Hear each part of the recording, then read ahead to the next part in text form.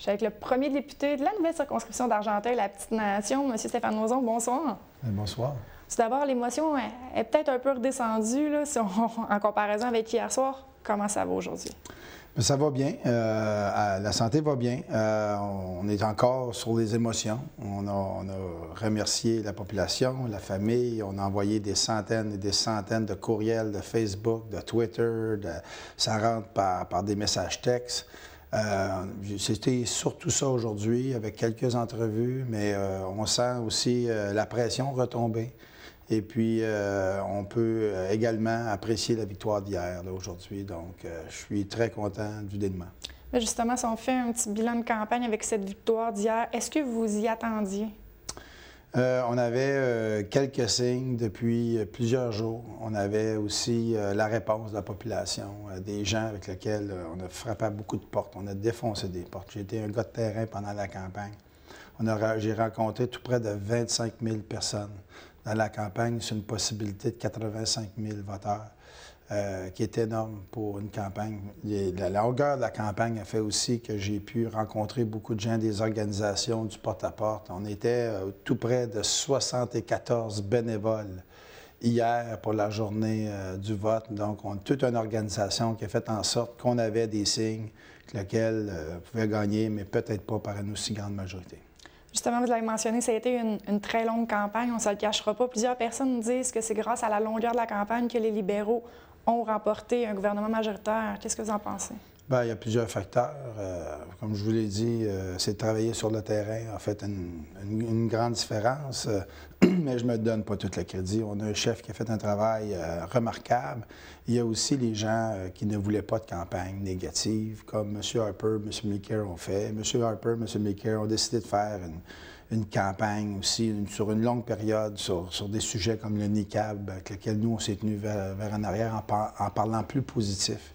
Donc, la campagne positive de Justin Trudeau, mon chef, qui a eu une forte influence sur ma campagne aussi, parce que j'ai mené la même campagne, a fait en sorte que la population nous a choisis. Le premier défi qui vous attend, c'est lequel? Bien, c'est de tout mettre en place. Le premier défi, il n'y a pas de vacances. On a débuté ce matin déjà et on a pris certains engagements. Je veux vraiment développer l'ouverture des bureaux à la chute. On va regarder pour le reste ce qui est possible. On est déjà en train de regarder pour une structure. On va engager des gens. On va monter aussi une structure pour le guichet unique que j'ai pris comme engagement. Et puis, il faut travailler aussi dans les 100 premiers jours à consulter la population pour évaluer tous les besoins qu'on a pour mettre la machine en marche le plus rapidement possible. Je vais vous permettre de prendre une petite gorgée d'eau. La voix commence déjà avec l'émotion qui tombe plus tôt. Rappelez-moi un peu le guichet unique. Qu'est-ce que c'est? C'est pour les municipalités, entre autres, hein? Le guichet unique va servir de courroie d'information pour les municipalités, pour le gouvernement du Québec. On va travailler avec le député provincial. On va travailler avec des bases de données. Vous savez, quand on développe un projet, que ce soit pour arriver avec les suggestions d'acceptabilité sociale ou d'autres phénomènes dans un projet quelconque, mais il faut travailler avec qu'est-ce qui existe déjà sur le terrain. Donc, on va se monter une base de données avec laquelle on va pouvoir mettre cette expertise-là à la merci de toutes les municipalités, donc surtout les petites municipalités qui ont des besoins très spécifiques. Vous l'avez dit, la circonscription est très grande. Vous avez parlé d'un bureau à la chute. Est-ce que vous allez avoir des bureaux de style, on peut dire, itinérants, des bureaux volants? Oui, effectivement. Je suis déjà en contact avec plusieurs personnes dans différentes municipalités. On a des pourparlers avec la région de Saint-André-Ablain pour un bureau itinérant avec lequel je pourrais utiliser ce rendez-vous au lieu que les gens puissent se déplacer. On va pouvoir les rencontrer là. On a aussi un bureau qui est possible à Montebello, à Buckingham, mais on va ouvrir un bureau en permanence à la chute. Vous êtes conseiller municipal depuis combien de temps déjà? Depuis 2009. Ça fait quand même déjà un petit bout de temps. Les gens vous connaissent plus dans le secteur de Gatineau, mais vu qu'on est diffusé partout, je me permets la question, qu'est-ce qui va arriver avec votre poste de conseiller?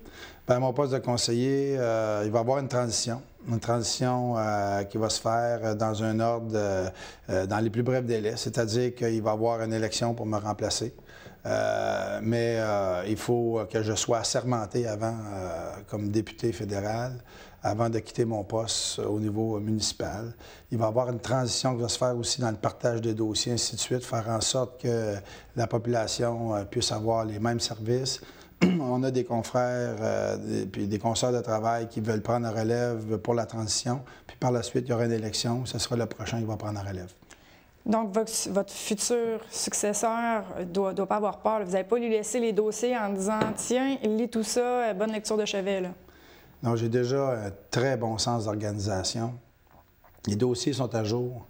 Nous avons des banques de données pour les citoyens. Nous avons des dossiers suivis très serrés. Je suis rendu à ma 4e méga filière d'archives. Je suis encore un peu papier, malheureusement. Mais je peux vous dire que tout est accessible, tout est là, les maps, les plans, les projets d'envergure. Et on a des dossiers qu'on travaille depuis très longtemps. On vient de faire la pelletée de terre là, pour le centre jeunesse dans le parc Sans-Cartier. On a aussi la réfection de la rue Notre-Dame, qui est en cours, un gros projet qui va s'étaler sur 4 ans avec plusieurs millions de dollars qui est canné, qui devrait être adopté au prochain budget. C'est des dossiers comme ça qu'il faut cheminer à mon successeur et puis faire en sorte que ces dossiers-là cheminent au bénéfice de la population. Je suis certaine que la population va être quand même très heureuse de constater que vous avez fait une très belle transition. En dernier lieu, qu'est-ce qu'on peut vous souhaiter pour Argenteuil-la-Petite-Nation? Bien, je pense que pour Argenteuil-la-Petite-Nation, ce qu'on peut souhaiter, c'est de créer de la richesse, ramener des emplois, être invitant pour l'industrie, travailler avec les municipalités de façon à ce qu'on soit plus invitant à développer les parcs industriels, l'aéroparc. Faut profiter de l'autoroute 50. C'est ce qu'il faut faire. L'autoroute 50 est sous-exploitée pour le moment.